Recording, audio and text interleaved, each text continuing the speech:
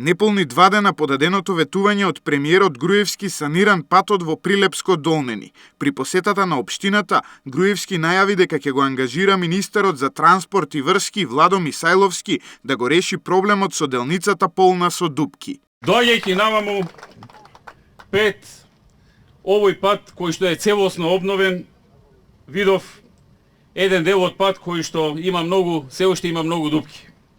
Го побарав по телефон министерот за транспорт и го замолив додека не дојде на ред целосна обнова на тој пат да се барем покријат тие дупки за да може граѓаните безбедно да патуваат. И се надевам дека ова ќе се реализира.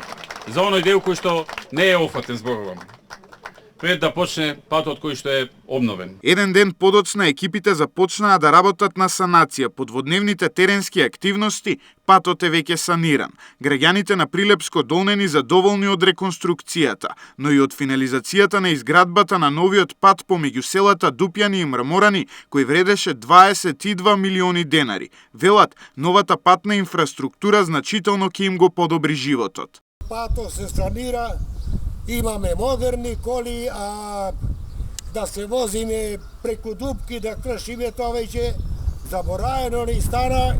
Овде по овај пат не поминуваме само ние машите, поминува и од други села, и од Европа, и од светот луѓето.